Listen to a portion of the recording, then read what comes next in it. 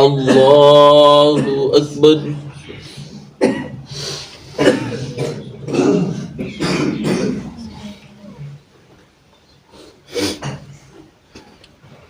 الحمد لله رب العالمين الرحمن الرحيم مالك يوم الدين إياك نعبد وإياك نستعين اهدنا الصراط المستقيم صراط الذين أنعمت عليهم غير المغضوب عليهم ولا الضالين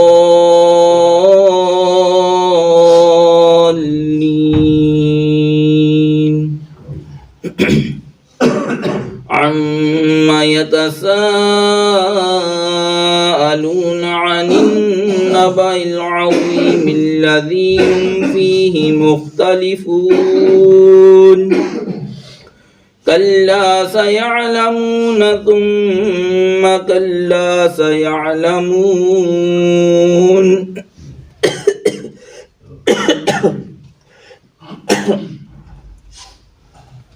ألم نجعل الأرض مهادا والجبال أوتادا وخلقناكم أزواجا وجعلنا نومكم سباتا وجعلنا الليل لباسا وجعلنا سراجا وهاجا وأنزلنا من المعصرات ماء ثجاجا وجعلنا الليل لباسا وجعلنا النهار معاشا وبنينا فوقكم سبعا شدادا وجعلنا سراجا وهاجا وأنزلنا من المعصرات ماء ثجاجا لنخرج به حبا ونباتا وجنات ألفافا إن يوم الفصل كان ميقاتا يوم ينفخ في الصور فتأتون أفواجا وفتحت السماء فكانت أبوابا وسيرت الجبال فكانت سرابا إن جهنم كانت مرصادا للطاغين مآبا لابثين فيها أحقابا لا يذوقون فيها بردا ولا شرابا. الله أكبر.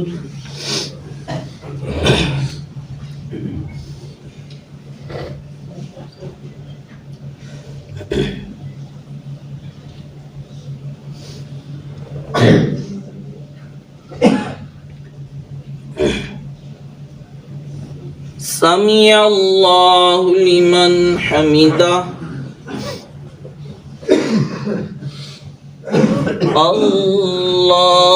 الله أكبر.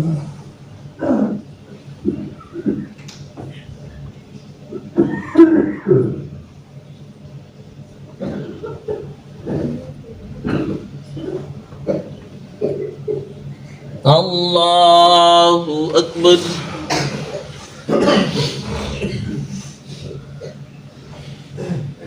الله أكبر.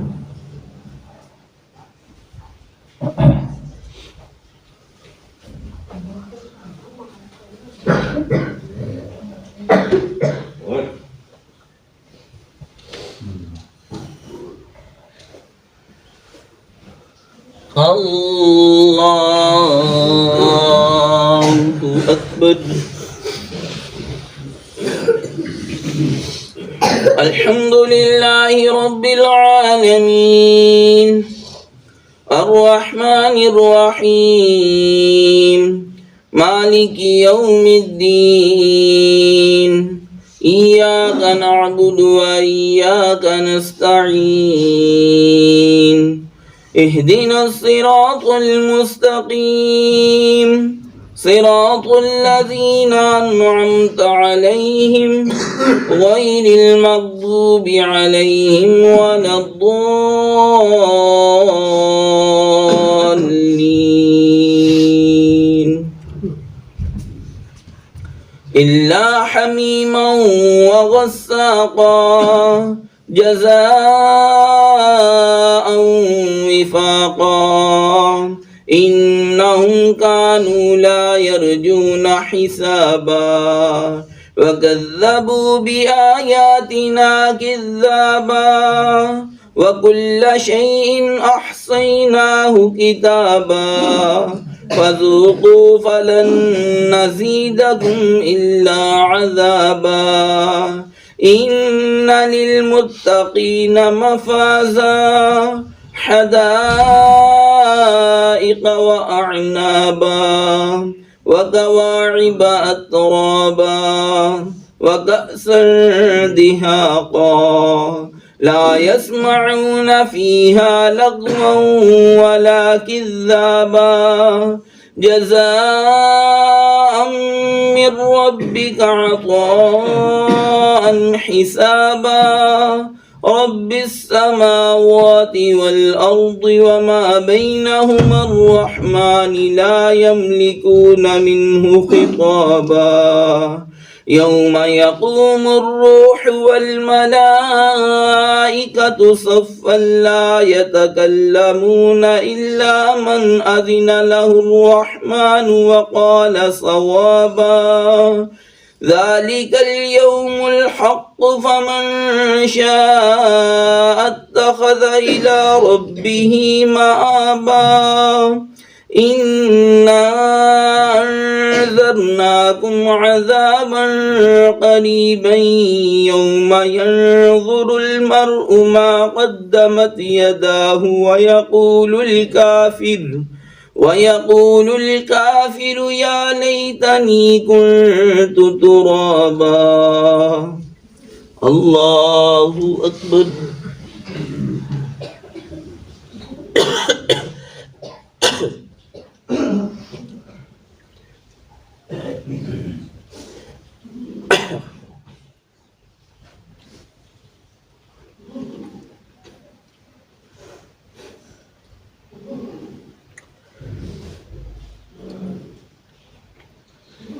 سمع الله لمن حمده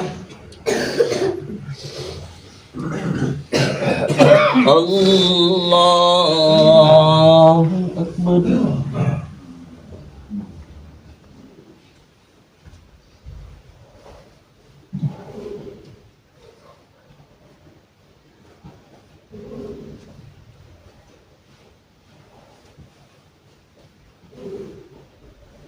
الله أكبر الله أكبر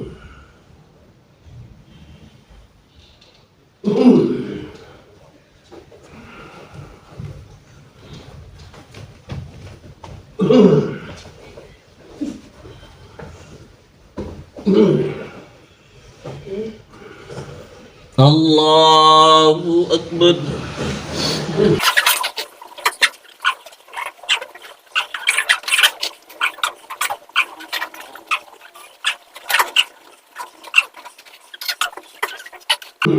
السلام عليكم ورحمة الله السلام عليكم ورحمة الله الله أكبر استغفر الله استغفر الله استغفر الله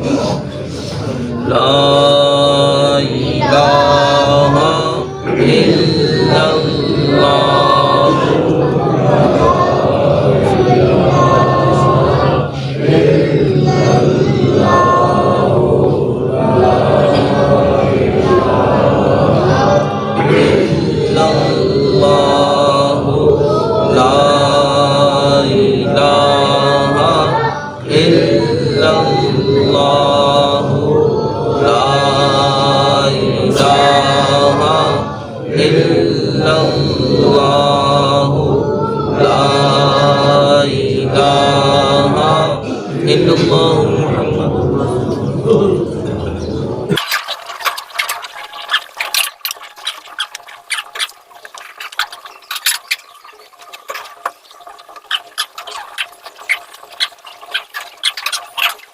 بسم اللہ الرحمن الرحیم۔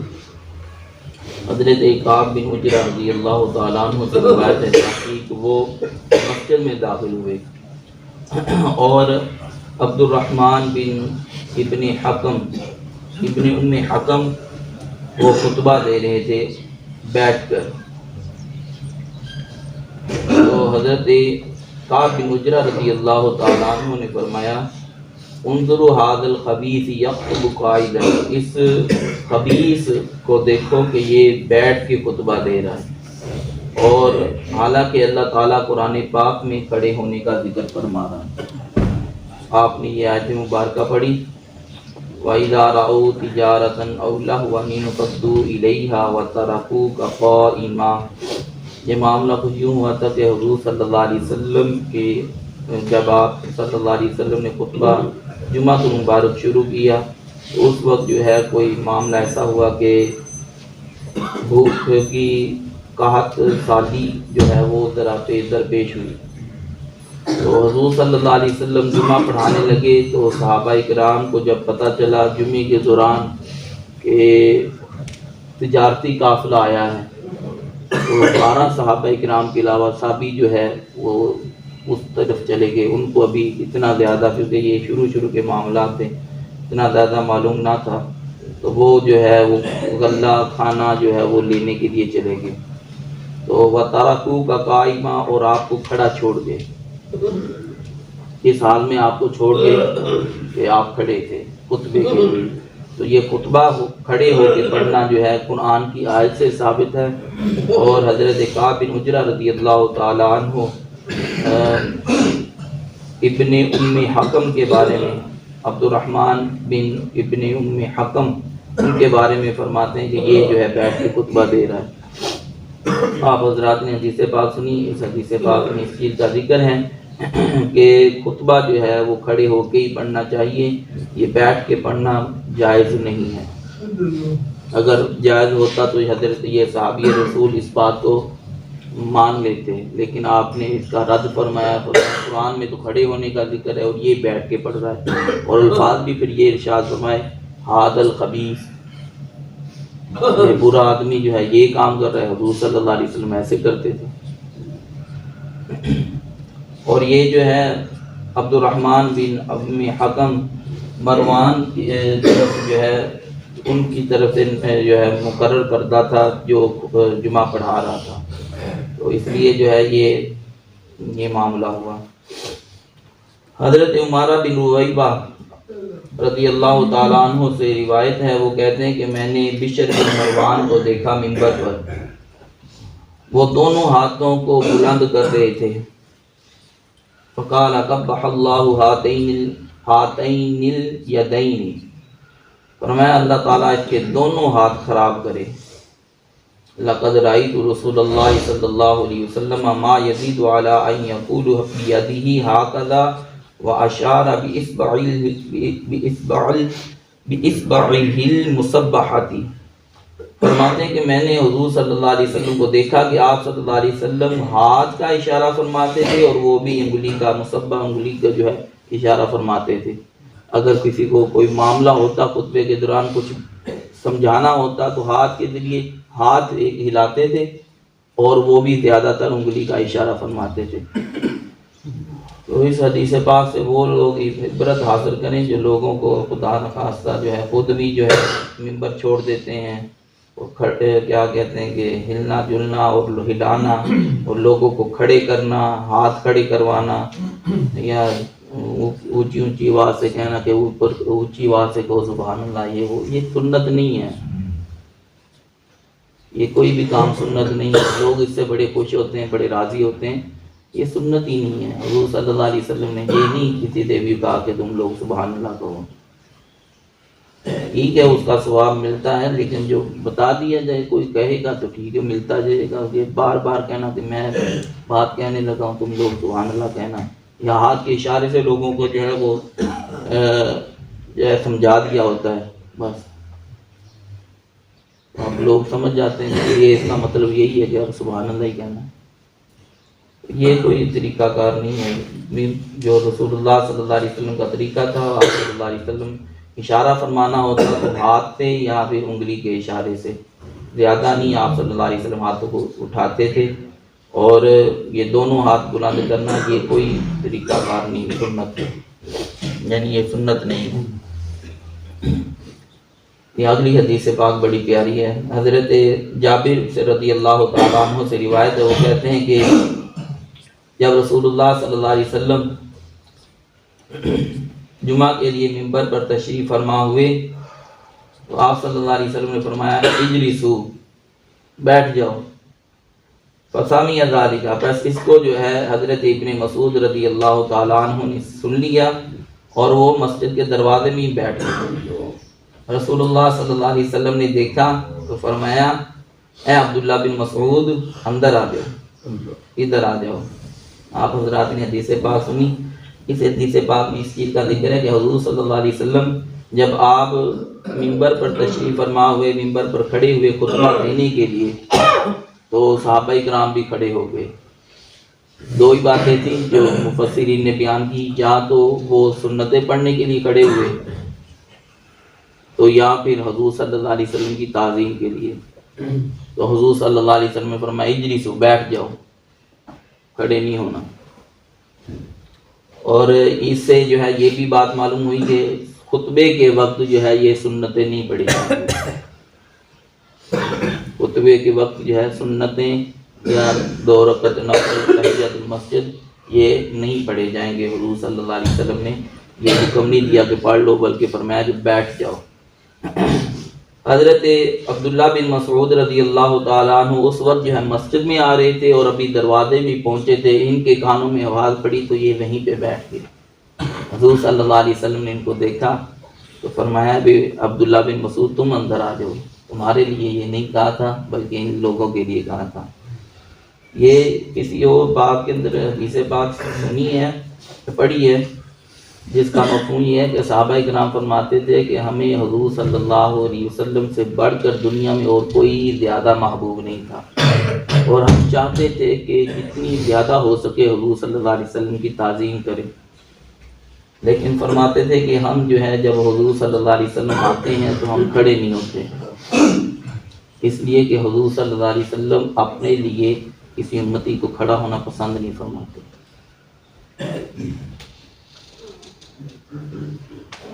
بعض اوقات آپ صلی اللہ علیہ وسلم نے یہ بھی فرمایا کہ جب تم